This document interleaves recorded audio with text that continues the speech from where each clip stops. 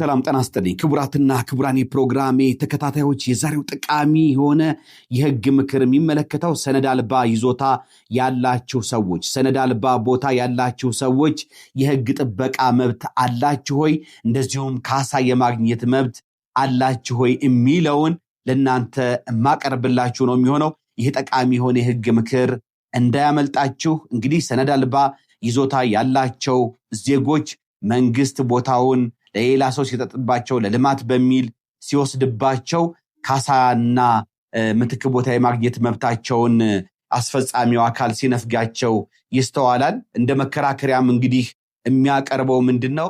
ሰነድ አልባ ይዞታዎች ናቸው፣ ካርታ ስለሌላቸው ባለመብት አይደሉም የሚል መከራከሪያ ሲያቀርብ ይገኛል። ይሄ መከራከሪያ ግን ተቀባይነት እንደሌለውና በሰነድ አልባ ይዞታዎች በሚስተናገዱበት እና በአፈጻጸም መመሪያዎች መሰረት በልዩ ሁኔታ ሊስተናገዱ እንደሚገባቸው የፌዴራል ጠቅላይ ፍርድ ቤት ሰበር ሰሚ ችሎት በሰበር መዝገብ ቁጥር 198400 ሰነድ አልባ ይዞታ ላላቸው ዜጎች በሙሉ እጅግ ጠቃሚ የሆነና ምርጥ ውሳኔ ነው የወሰነው።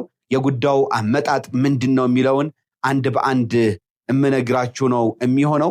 እንግዲህ ግለሰቡ ለረጅም ጊዜ በይዞታነት የያዙትን ሰነድ አልባ ይዞታ ያለ ካሳ ለሌላ ወገን ከተማው ማዘጋጃ ቤት አሳልፎ ይሰጥባቸዋል። አሳልፎ መስጠት ብቻ አይደለም፣ ለረጅም ዓመታት በቦታው ላይ ያፈሩትን ባህር ዛፍ ቤት ያወድምባቸዋል። ይህንንም ለፍርድ ቤቶች በምስክር ያረጋግጣሉ። ነገር ግን ቢያረጋግጡም የስር ፍርድ ቤት ክስ ያቀረቡበት ፍርድ ቤት የይዞታ ማረጋገጫ ካርታ የላቸውም በሚል ያቀረቡትን የህውከት ይወገድልኝ ክስ ውድቅ ያደርግባቸዋል። ይህንን እንግዲህ በዚህም ሳይቆሙ እኚህ ግለሰብ ውሳኔ የተሰጠበት ዋና ምክንያቱ ሰነድ አልባ ይዞታው ያላቸው ሰዎች የህግ ጥበቃና ካሳ የማግኘት መብት አላቸው ወይስ የላቸውም ሳይል ነው ፍርድ ቤቱ ዝም ብሎ ካርታ የላቸውም በሚል የይዞታ ማረጋገጫ ካርታ የላቸውም በሚል ውድቅ ያደርግባቸዋል። ግለሰቡ እንግዲህ በዚህ ተስፋ ሳይቆርጡ ጉዳያቸውን እስከ ፌዴራል ጠቅላይ ፍርድ ቤት ሰበር ሰሚ ችሎት ድረስ ያመጣሉ። የፌዴራል ጠቅላይ ፍርድ ቤት ሰበር ሰሚ ችሎትም እንግዲህ የይዞታ ማረጋገጫ ሰነድ በሌላቸው ነገር ግን ለረጅም ጊዜ በያዙት መሬት ላይ የመንግስት አካል ያለ ካሳ መሬቱ ለሌላ ወገን ማስተላለፍና ንብረት ማፍረስ እንደ ሁከት ተቆጥሮ ሊታይ ይችላል ወይስ አይችልም? እንዲሁም ሰነድ አልባ ይዞታዎች በህግ ጥበቃ ያላቸው መብት ምንድነው የሚለውን በጭብጥነት ይዞ በጣም ጠቃሚ የሆነና ለማንኛውም ተመሳሳይ ጉዳይ አስተማሪና ሰነድ አልባ ይዞታ ያላቸውን ዜጎች መብት የሚያስከብር ውሳኔ ይሰጣል። እንግዲህ የፌዴራል ጠቅላይ ፍርድ ቤት ሰበር ሰሚ ችሎት ምንድነው ያለው? በህገ መንግስቱ አንቀጽ 40 ንዑስ አንቀጽ 1 እና 7 ድንጋጌዎች ማንኛውም ኢትዮጵያዊ ዜጋ የግል ንብረት ባለቤት መሆን የተከበረለት መብቱ ነው። በጉልበቱ ወይም በገንዘቡ በመሬቱ ላይ ለሚገነባው ቋሚ ንብረት ወይም ለሚያደርገው ቋሚ መሻሻል ሙሉ መብት እንዳለው፣ ይህ መብትም የመሸጥ፣ የመለወጥ፣ የማውረስ፣ የመሬት ተጠቃሚነቱ ሲቋረጥ ንብረቱን የማንሳት፣ ባለቤትነቱን የማዛወር ወይም ደግሞ የካሳ ክፍያ የመጠየቅ መብት የሚያካትትና ዝርዝር አፈጻጸሙ በህግ የሚወሰን መሆኑን ይደነግጋል። የዚህ አንቀጽ ንዑስ አንቀጽ 8 ደግሞ የግል ንብረት ባለቤትነት መብት እንደተጠበቀ ሆኖ መንግስት ለህዝብ ጥቅም አስፈላጊ ሆኖ ሲያገኘው ተመጣጣኝ ካሳ በቅድሚያ በመክፈል የግል ንብረትን ለመውሰድ እንደሚችል ይደነግጋል። ህገ መንግስቱን ተከትለው የወጡት ለህዝብ ጥቅም ሲባል የመሬት ይዞታ የሚለቀቅበትና የንብረት ካሳ የሚከፈልበት ሁኔታ ለመወሰን የወጣ አዋጅ፣ የከተማ ቦታን በሊዝ ስለመያዝ የወጣ አዋጅ ድንጋጌዎች የግል ንብረት ባለቤትነት መብት እንደተጠበቀ ሆኖ መንግስት ለህዝብ ጥቅም አስፈላጊ ሆኖ ሲያገኘው ተመጣጣኝ ካሳ በቅድሚያ በመክፈል የግል ንብረትን ለመውሰድ እንደሚችል ይደነግጋል። እንግዲህ በዚህ የይዞታ ማረጋገጫ ካርታ የላቸውም በሚል የኚህ ግለሰብ መብት ደግሞ ጥበቃ ሊደረግለት ይገባል። እንግዲህ ቦታው ለህዝብ ጥቅም ሲባል ተሰጥቷል ከተባለ እንግዲህ ይሄ በዚሁ አግባብ ተጣርቶ ሊወሰንላቸውና መብታቸው ሊከበርላቸው ይገባል እንጂ የስር ከፍተኛው ፍርድ ቤት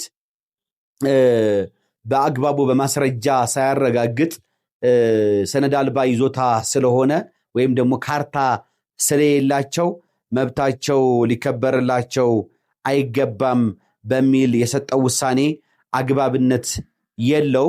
እንግዲህ በህገ መንግስቱ ቅድም እንደነገርኳችሁ አንቀጽ 40 ድንጋጌዎች መሰረት ማንኛውም ኢትዮጵያዊ በመሬቱ ላይ ላፈራው ቋሚ ንብረት ወይም ላደረገው መሻሻል ሙሉ መብት እንዳለውና መንግስት ለህዝብ ጥቅም ሲባል መሬቱ ሲወስድ ተመጣጣኝ ካሳ በቅድሚያ የመክፈል ግዴታ እንዳለበት የተገለጸ በመሆኑ በሰነድ አልባ ይዞታዎች በህግና በአፈጻጸም መመሪያዎች መሰረት ሰነድ አልባ ይዞታ ያላቸው ግለሰቦች በልዩ ሁኔታ ሊስተናገዱ የሚችልበት ስርዓት መኖር እንዳለበት መታየት አለበት እንጂ ዝም ብሎ ሰነድ አልባ ይዞታዎች ስለሆኑ ብቻ እና የይዞታ ማረጋገጫ ካርታ ስለሌላቸው ብቻ እንደፈለገ መንግስት የነዚህን ግለሰቦች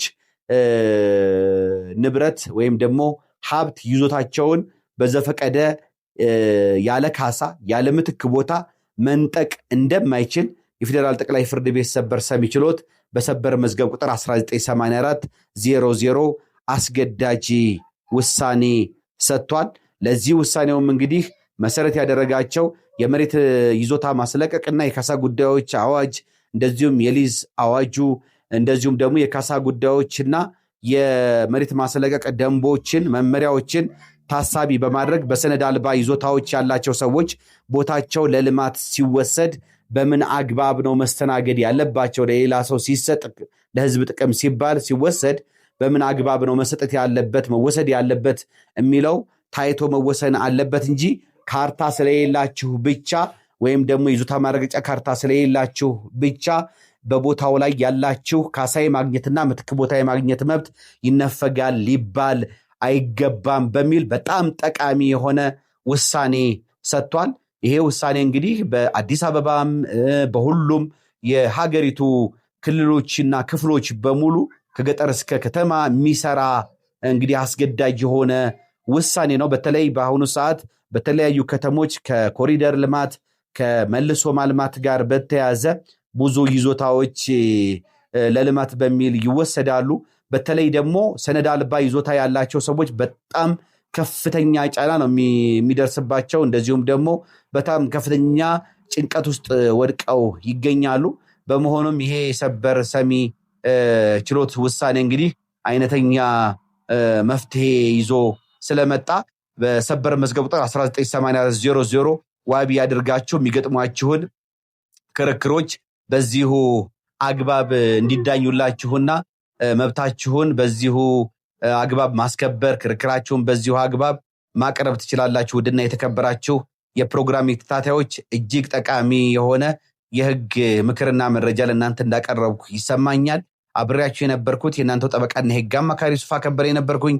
መልካም ጊዜ እንዲሆንላችሁ እመኛለሁ። ባባይ